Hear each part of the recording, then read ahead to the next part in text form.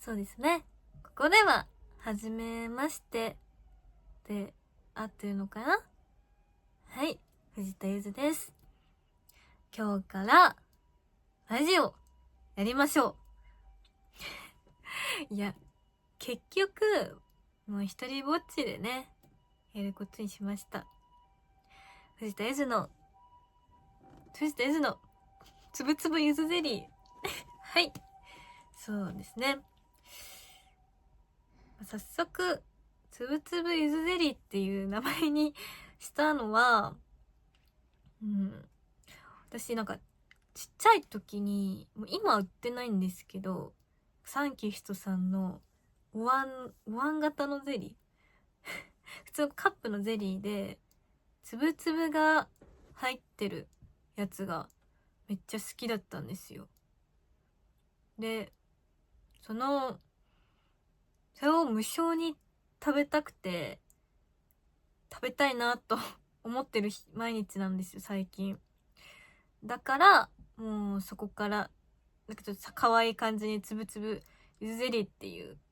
名前で、やることにしました。だからね、もうね、こんな感じで本当ゆるーく雑談系って感じなんで、もうあんまり真面目な話とかあんまり求めないでいただけると嬉しいな。あとはちょっとツイッターもインスタも、もううちらの仕事ってもう赤番食らわないようにさ、ヒヤヒヤして生きてて、まあその YouTube、ポッドキャストのアプリもわかんないけど、パンとかあんのかな、わかんないけど、音声 YouTube もそのなんかもうボインって感じだったら多分ダメだと思うので、やっぱね、いやらしい話、収益化も YouTube での収益化目指してるんで、ちょっと下ネタすぎる下ネタはじゃああんまり一旦ね、小出しで様子を YouTube さんの様子を伺いつつ、やっていこうかなっていう感じですね。はい。ちょっとまあつぶつぶゆずゼリーに慣れてなさすぎてあれですけど、私普段ここにね書くことメモってるんですけど、もう一台のスマホで、私最近ってかまあもう高校生の時からか、高校生大学生今って普段ラジオをなんかよく聞いてる時間が長いなって最近気づいて、なんか人ってあんまラジオ聞かないらしくって、どうなの？ここにたどり着いてる皆さんはどうなんでしょうか？わかんないけども、ラジオ好きだからさ、ラジオ始めてみました。普段どういうのを聞いているかっていうのは、まあちょっとその本人に届いたら気まずすぎるので、ちょっと伏せますがね。伏せしてときましょう。で、今ね、YouTube のご覧の皆様は、動画で藤田動いてます。イエーイ。動いてますが、Apple Podcast と Spotify Podcast と Amazon Music Podcast の方は、もうね、音声だけということで、ほんとゆる雑談なんで、寝る前に私の声聞いて寝れるかっていう問題もまああるにはあるかもだけども、寝る前にでもね聞いてもらえたらなという感じですかね。YouTube も私 YouTube 課金してるんで、 YouTube プレミアム、YouTube プレミアムに課金してる分、その音楽のサブスクも YouTube ミュージックでやってる。私バックグラウンドで YouTube 再生してるから、普段ラジオもうずっと静止画の方のラジオ、ネットラジオもよく聞くけども、そうなんか普段ね、基本なんていうんだっけ、バックグラウンドって画面消して聞いてるんで、どのくらいこの動画に需要があるかわかりませんけど、動いてる私を見たいという稀有な方は、でもね、いやらしい話、YouTube でいっぱい再生してもらったら収益発生できるんで、ね、YouTube 見てくれたらね、ガポガポかもしれない。そんなにね、収益を期待して始めたわけじゃないんで、いいんですけど、そうね、この前、Twitter で、ラジオやりたいってツイートしたのが、5日前。2月18日の話なんですけど、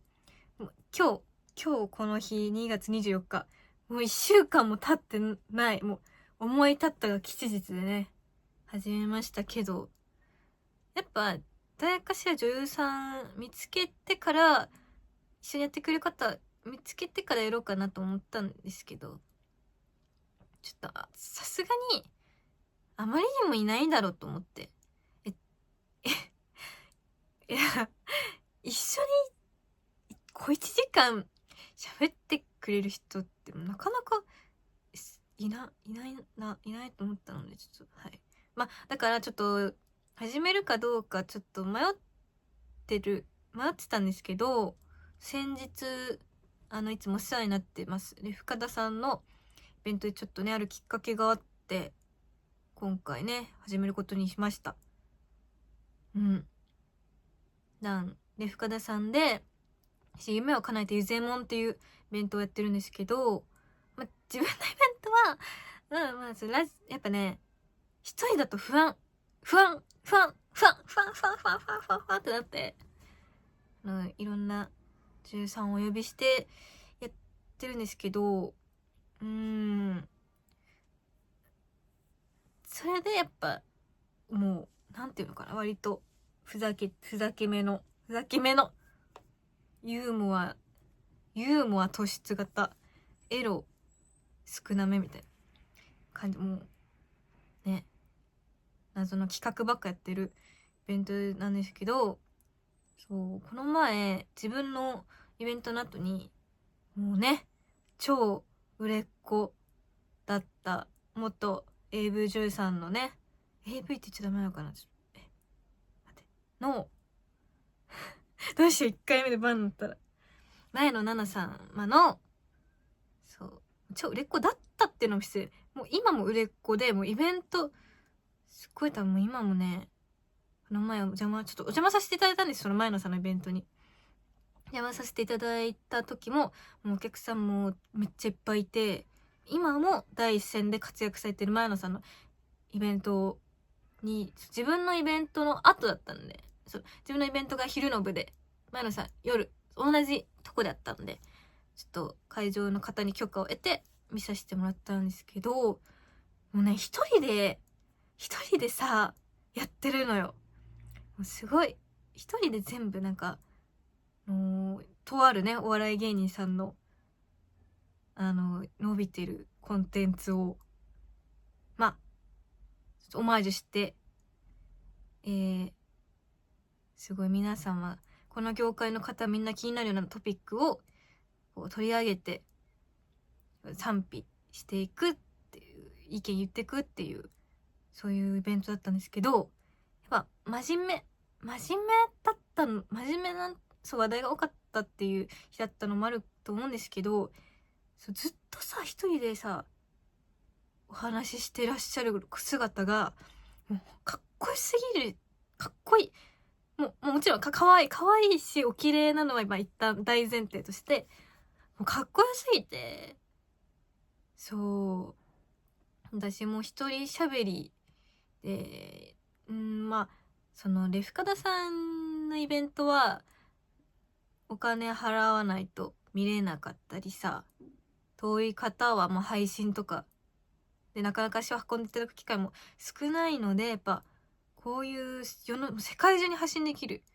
こういうねプラットフォームで、私の一人でね、ちょっとあまり盛り上げるのが得意じゃない性格だから、陰キャの一人語りにはなりますけども、はい、楽しんでいただけたらなと思っております。で、タイトルはつぶつぶ譲りの話。そう、うちの目の前で今工事してるんで、夏前までちょっとやるという風に書かれてて、ちょっとすごい嫌なんですけど、本当にごめんなさいね。騒音など入ってましたら、ちょっとね、なるべく優しい目で、優しい目や耳でね、工事の音も、私、藤田譲右衛門のこともね、愛していただけたら、つぶつぶゆずゼリーもね、末永く続くと思いますので、ぜひね、お願いします。そうね。それ、深田さんの話も戻るんですけど、そういう、ちょっと私はお笑いに走ってる感じ。前野さんは結構真面目に話してらっしゃって。でもやっぱ、ちょっと自分のイベントはちょっと全然ダメなんだなってのもおかしいけど、なんていうの、やっぱ気軽に見れすぎて、なんかちょっとあんま刺さりづらい部分があるのかなと、ちょっとね、反省もしつつ、そう。なんか、結構そんな真面目にね、話すつもりもないんだけども、誰もいないので、深田さんだとその司会で回してくれるね、ガッキーっていうおじさんと、ゲストのね、女優さんもいるからさ、もう、どんだけはっちゃけても大丈夫なんだけども、一人でね、ちょっと、やるから、めっちゃ不安ですね。はい。X でね、Twitter か。一緒にやってくれる女優さんいたら、こっそり教えてねっていう胸のツイートしましたが、ね。もしいらっしゃったらでいいので、教えてください。なかなかラジオって、本当趣味でやってるだけだから、あまり、収入を期待されると、本当に、数百円とかの世界になる気がする。頑張っても。でも、ラジオね、やっぱ、聞いてる人多いんじゃないのかな。どうなんだろう。でもこれでさ、私のことが好きだけど、ラジオは普段聞かないなって人もさ、ちょっと、ラジオ、興味出てきたって人がいたら嬉しいなって思ってます。ね、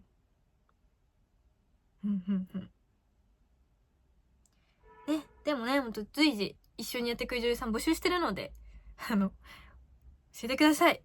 待ってます。なんか一応ね、ちょっと軽く調べた限りでは、遠隔でも、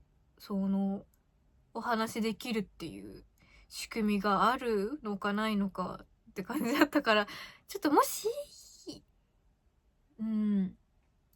なんていうの？会議とかでもさ、ネット会議とかでもさ、ラグ生じるじゃん、そういうのって。電話とかもだけど。例えばラグ生じるから、ちょっとやっぱ、遠隔だと難しいとこあるのかなと思うんですけど、そういうやり方もあるらしいので、もしよかったらね、誰か一人は切ないけど前野さんに憧れまして、頑張ります。応援してください。で、次はそう、本当土曜日、日曜日に、今日は何曜日だっけ？今日が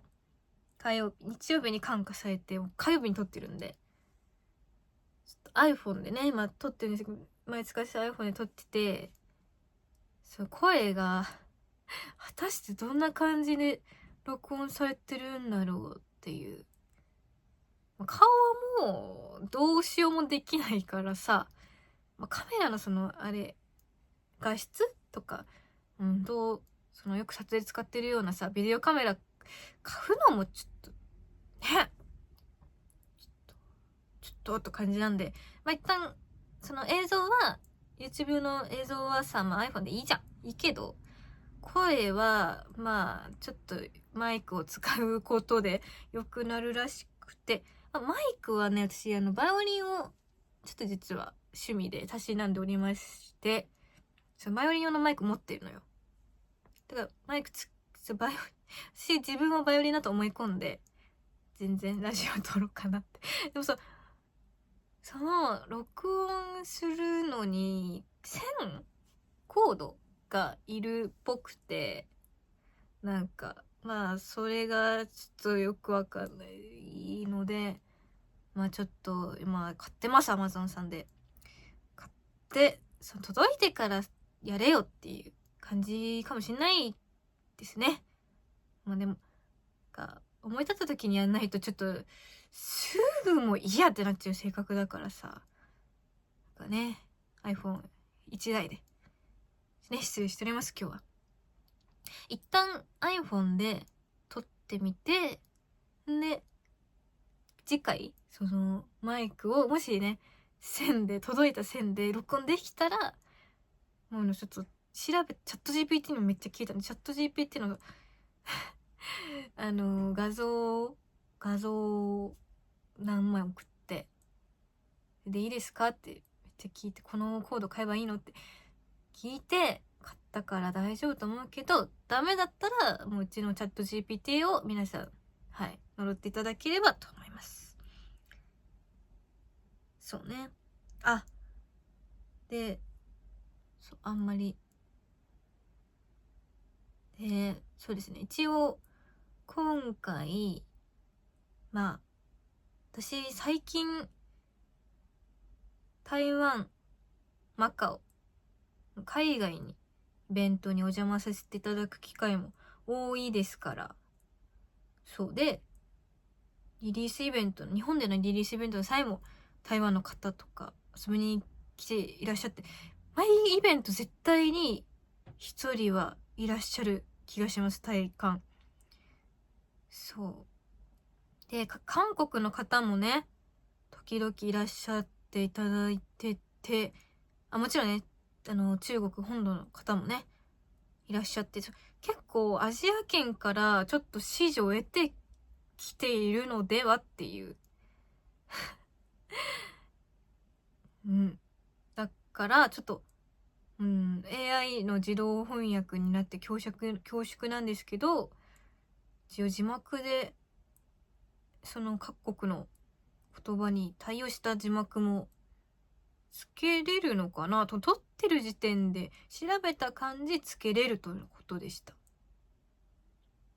うまくいったら字幕ついてると思うから、その海外で見てる方もなんか変な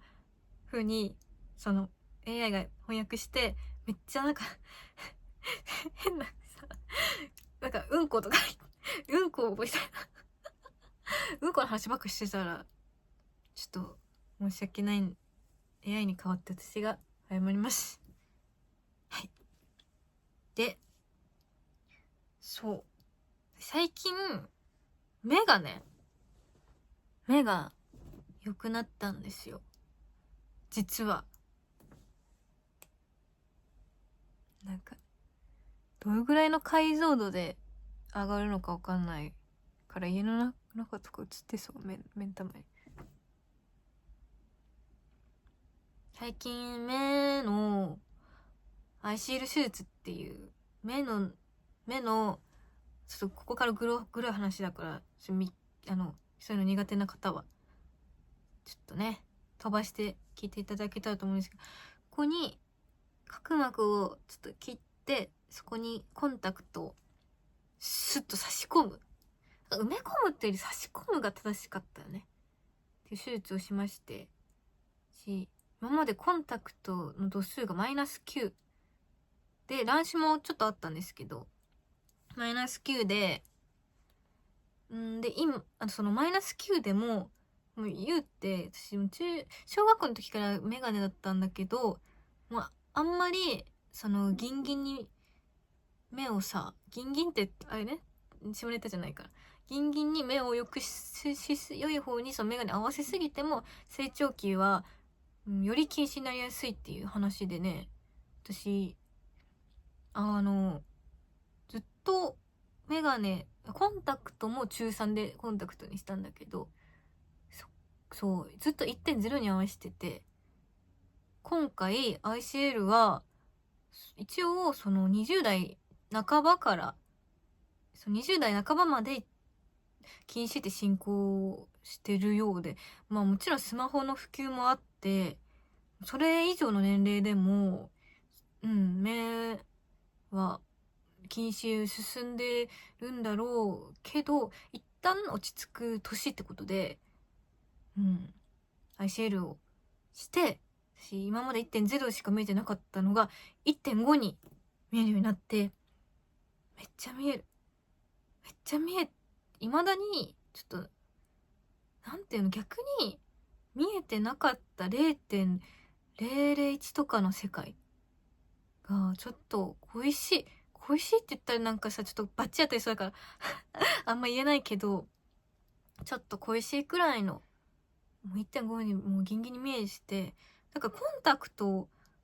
うしなくてよくなったのよ、メガネもね。でコンタクトを毎回仕事の時につけるじゃない。ワンデーだったの。私ほんとズボラで、本当にズボラなんですよ。ズボラって言い過ぎるとさ、お嫁に行けないですが、めっちゃズボラなのよ。だから絶対に2ウィークなんてできないし、そもそもワンデーでもなんかやっぱ結構結膜炎とかなりやすかった。結膜炎っていうかさ、なんていうの、物もらいかなりやすかったから、結局ワンデーずっと使ってて、でワンデー1枚どんだけ短い仕事でもワンデーを使うってなると、ちょっと消費が早いじゃない。なんか結構割ともう1時間とかの現場もまああったにはあったか。すぐ帰るような現場でもコンタクト1枚消費ってちょっと虚しかったね。まあ、コンタクト自体あんま長時間つけちゃいけないみたいなんだけどね。そうで、だから家でさラジオ撮るってなって、シューって言ってるのは炊飯器ですね。もし音が入ってたらごめんなさい。何の話だっけ。そう、コンタクトをもうね、この家でラジオ撮るって時も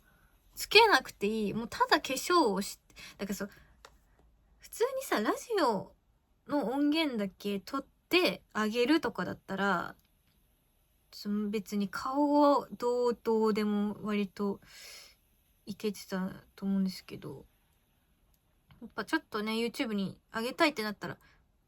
ちょっとコンタクトないと、そもそもメイクできないからさ、目悪すぎて。やっぱコンタクト1枚絶対消費しなきゃいけないから、それがちょっとね、ちょっとしたネックだ懸念点っていうかケチだからね、そもそも。あんまりお金使わない人間なんで。結構ね、手術も思い切りました。で、もう化粧する時もコンタクトがなくて良いってなったから、このポッドキャストももう週1で収録っていうのも結構低いハードルかなって今は思ってるけど、来週の私はどう思ってるだろうね。ちょっと不安だね。まあこの ICL のなんかこの前イベントで ICL ちょっと気になってるんだよねっていうお客さんがいらっしゃって、だから随時 ICL の経過、まあ1月の末にやったからまだ1ヶ月も経ってないくらいなんだけど、経過もねお伝えしていければと思います。タイムリーな話題じゃないから一回流しますけど、もしね ICL 興味があって、手術どんな感じでやったのとか詳しく聞きたいって方がいらっしゃいましたらね、コメント欄とかメッセージで教えていただけたらなと思います。したら全部事細かに言うので、目が悪い人はもうどうでもいいと思うかも。でも目が悪い人も一応おじいちゃんおばあちゃんになったら白内障に多分いつかは全員なると思うのよ。白内障になったらなんだっけ、白内障になったらアイシールと同じメカニズムでなんか目を改善する、目の視力を改善するみたいな、そういう風なところから応用して愛してるって始まったみたいなんで、目がいい人もその人事じゃないかも、緑内障とかもね、治療とかもあると思うね。そういうのも多分愛してると同じ仕組みだったの。まあ、緑内障か白内障のどっちかが一緒の仕組みだ、とりあえず。いや、目がいい人も、まあ、人事じゃないと思って聞いてて。まあね、興味がなかった、ない人がない人しかいなかったらしさですけど。うん。で、今日は、ちょっと、音声だけでね、聞いてる人には、ちょっと伝わらない話題で申し訳ないんだけど、最初、このタイトルのつぶつぶゆずゼリーのについて話したじゃない。つぶつぶの、サンキストの、なんて、果汁めっちゃ濃いみかん、オレンジに、つぶつぶの、果肉でもないつぶつぶが入ってる。果肉を、一個の果肉の、こう、ちねってやったつぶつぶが入って、ちねってるつぶつぶが入ってて、その口触りがめっちゃ好きだ。なんか本当にガキの文才って思うかもしれないけどね、昔。で、一応2015年とかに終売した ?2020 年、まあ、ほんと結構前みたいですね、終売したの。ほんとガキの頃のね、私はほんとそのゼリーしか食べなくてね、本当に。ガキのくせに生意気ですけど。やっぱ最近、コンビニとかスーパーは、やっぱ何にも入ってないやつか、ゴロンってみかんが入ってるやつとかが多いと思うのよ。でもそれもまあ好きなんだけど、なんていうのかなゼリーとつぶつぶの一体感が好きだったんですね。ちょっと、なんかね、うるさくて、ごめんなさいなんですけど。まあもちろん好きよ、ゴロッと入ってるのもね。好きなんだけど、結局、サンキストが恋しいなと思ってて、粒がね、入ってるゼリー、見つけたら割と買うようにしてて、最近コンビニで見つけた、タラミさん、つぶつぶ食感ゼリー。私さ、これもアンチなの。これもアンチ。この形。これっつっても、これさ、タラミさんのつぶつぶみかん果肉入りゼリーは、ウィーダーインゼリーの形。そう、なんか、吸うやつってちょっと、ごめん。下ネタじゃないです。下ネタじゃないです。で、これじゃ、お椀に入ったゼリーをすくって食べたい。だから、まあ、本当に、どうなんだいって感じではありますけど、ちょっと試食してみようかな。これ、食レポします。食レポ企画。急な食レポ企画ですね。これ。まあでも、意外と硬い。カチカチ。カチカチ。吸ってるのも別にそんな、なんかもし、ちょっと、セクシーだなって感じちゃったら、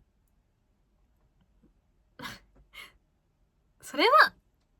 見てるあなたの頭がエロに侵されすぎてるっていうことでね。いやまあ、ちょっと音声で聞いてる方はどういう風に食べるかっていうのを想像にお任せっていう形になるんだけども。な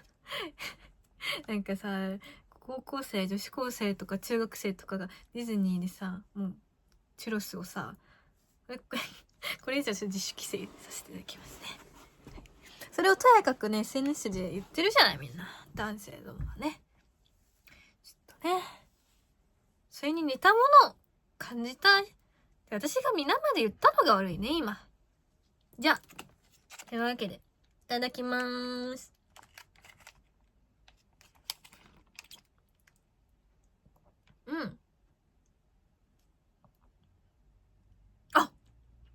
これは、めっちゃ、濃い味するみかん。濃いですね。オレンジじゃなくてみかんって感じで、粒も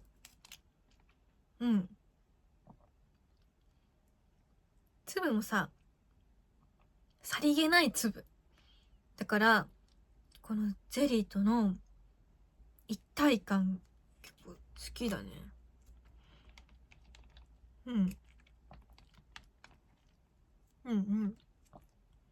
美味しい。美味しすぎてすぐなくなる。そう、私3月の1日と4月の1日に、どっちかちょっと似ちゃったから、ちょっとどっちか2なんだけど、普通なんだけど、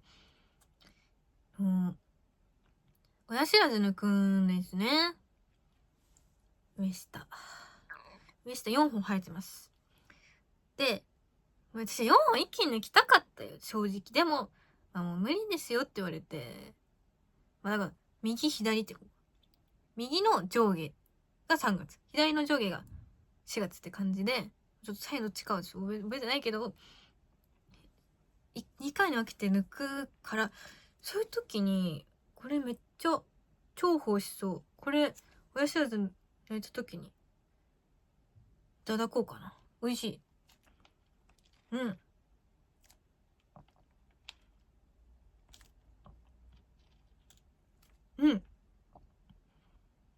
めっちゃ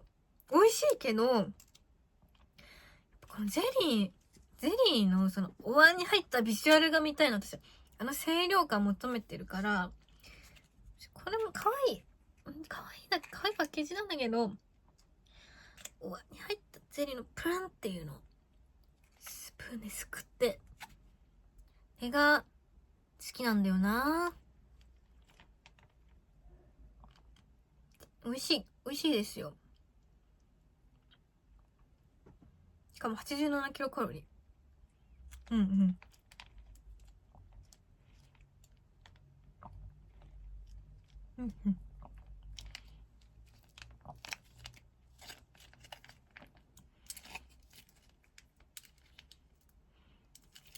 ごちそうさまでした。もうなくなっちゃった。美味しい。美味しかった。かなり。これのカップないの？お椀。ないのかな？これめっちゃ美味しかった。ですね。第1回にふさわしい企画だったんじゃないですか？じゃあ、本日も、つぶつぶゆずでに、よろしくお願いします。はい。ここでフリー BGM をね、ちょっと流してるかな？きっと流してる。私のことだから。で、ここからね、ちょっと、お便り募集について、お話ししていけたらなと思ってます。自分で考えたメールコーナーが2つありましてですね。1個目、夢物語のコーナー。私、深田さんで毎月じゃないですよ、2ヶ月に1回、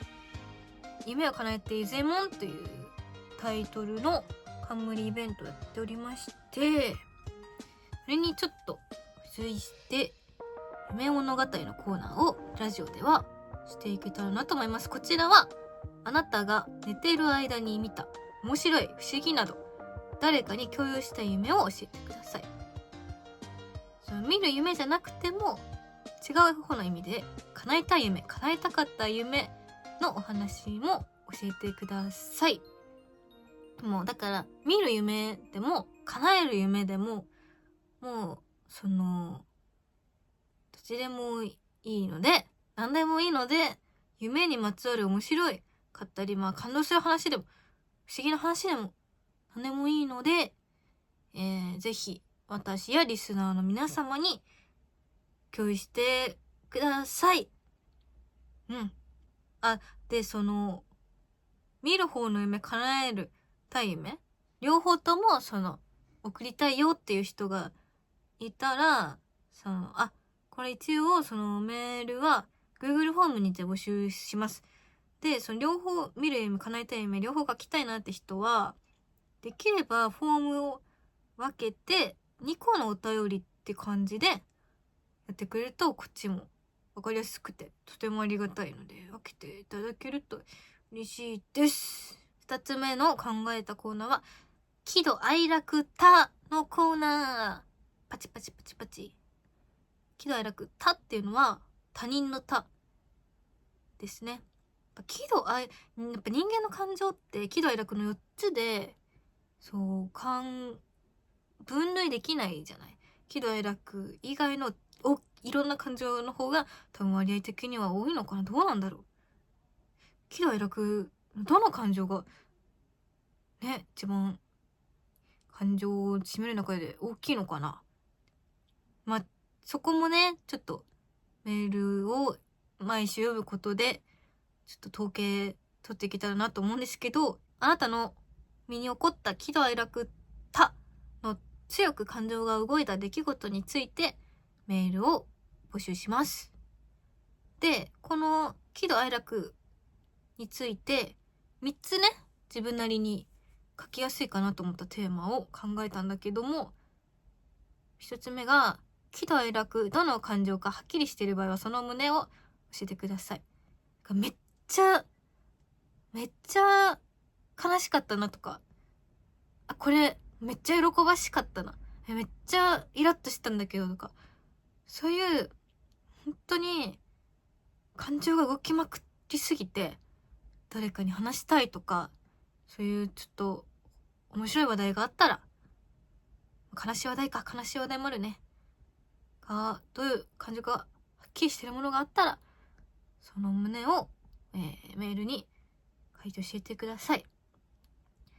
例えば、私は先日こんな喜ばしい出来事がありました。皆様にぜひ共有したいですって感じで冒頭につけてください。で、2つ目が喜怒哀楽どの感情なんだろうって疑問に思った出来事は藤田ゆずが判定いたしますとのことで、なんかさ、嬉しいような悲しいようなとかさ、そういうことってない？ゆずちゃんはこういう時にどういう嬉しい感情になるかな、悲しい感情になるかな、どうですか？どうなんだろう。ちょっと聞いてみたいなっていうことがあったら教えてください。あとは喜怒哀楽のさ、喜と楽最初と最後ってちょっと似てる？で、嬉しいって感情もあるじゃん。嬉しいも喜って読むね。だから嬉しいは女編に喜ぶだから前者の喜、喜ぶに分類されるのかなと思うんですけど、その喜ぶと楽しいってちょっと似てる意味というか、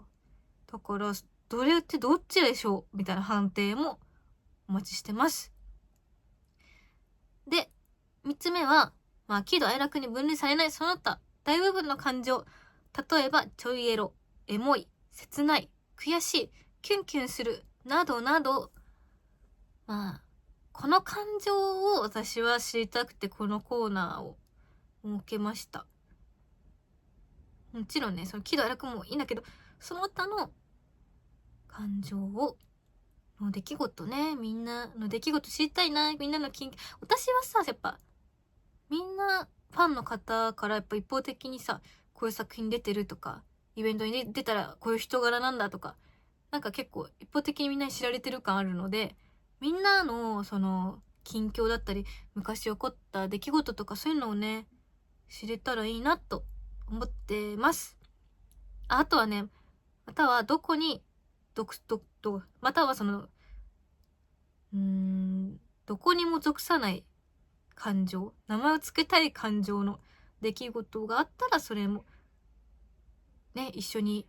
感情をみんなでね命名していけたらなと思うので、そういう出来事があったらねそれも教えてください。随時ね送っていただけたらと思います。そのコーナー、あと最後に普通おったコーナーで普通のお便りも募集します。ラジオの感想、質問、お悩み相談、やってほしいメールテーマやここのラジオでやってほしい企画などなど募集します。ちょっと全部ね叶えられるかはわかんないですけど、全部は無理なことももちろんあるから、いいなと思ったら採用させてもらいます。で Google フォームにその3つその質問の項目があるんだけど、その全部書いてもいいし1個だけでもいいし、何個もその1個のコーナーについて何個も話があるよって人はそう分けてくれると嬉しいな。でもそれ夢物語と喜怒哀楽ターで2つあるよって人はそのままでもいいし、分けてくれてもいいし、分けようか。どうなんだろう、分けた方がでも分かりやすいのかな、分かんないな。でも基本分けるにしても1個なら1個で送ってもらおうかな。そっちの方が分かりやすいかな。みんなそうしよう。はい、こんな感じで今回はちょっとお便り募集のお話もさせていただきました。楽しそう。みんなのお便りめっちゃ楽しみ。聞きたい。私やっぱさ、イベントだとさ、なんか自分の話、みんなもさ、ちょっと緊張してんのかな。私緊張するあれもないと思う方もいるけど、緊張してらっしゃるのか、結構自分から話すことが多い気がするのよ。だからこういうメールテーマを通してみんなの話を聞きたいなって思います。そういえば SNS もさ、自分の写真があったらその写真に対する感想とかそういうのが多いかなと思うので、みんなの話聞きたいな。もちろん Google ホームって海外からもアクセス調べた限りだとできそうなので、一部使えない地域もあるっぽいですが、海外の住まいの方も送ってほしいですね。うまくね意味が伝わらないかったら申し訳ないんですけど、ぜひぜひ送ってほしいです。はい、もう結構ね40分以上回ってます。あっという間だったね。一応これエンディングって感じかな。エンディングです。慣れてなさすぎて心配ですが、一人だしね、一人だからか心配ですね。ちょっと果たして私はこのラジオをちゃんと公開させているのでしょうか。未来の自分にちょっと期待を寄せつつね、ちょっと心配だなね。心配ではありますが、第2回1回目を例えば来週公開して再来週2回目ってなった。でもそのお便りがもし集まりきってなかったら、私が適当に自分の見た夢の話とか叶えたい夢、自分はこういう風に送ってほしいなっていう、自分でちょっと自分のラジオに送る風にねやって面白いかなと思う。そんなみんな無理して送なくても大丈夫です。適当に私が喋ります。のんびり思いついた段階で送っていただけたらと思います。ちょっと今マネージャーさんから LINE が来まして、ちょっとうるさくてすいません。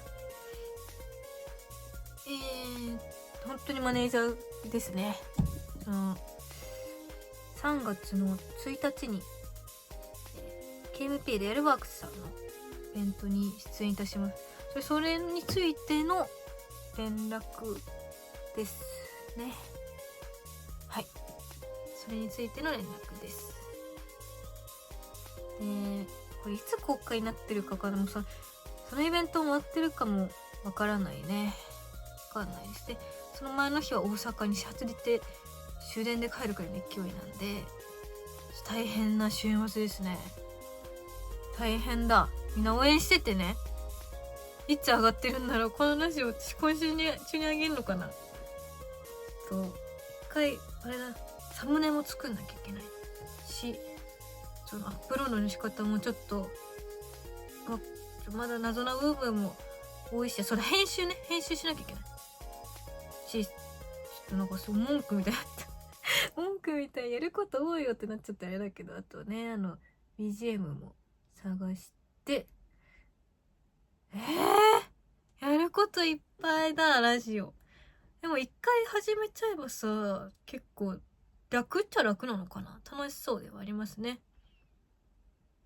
はい、ということで、つぶつぶゆずゼリー第1回ありがとうございました。ぜひお聞きの、アプリや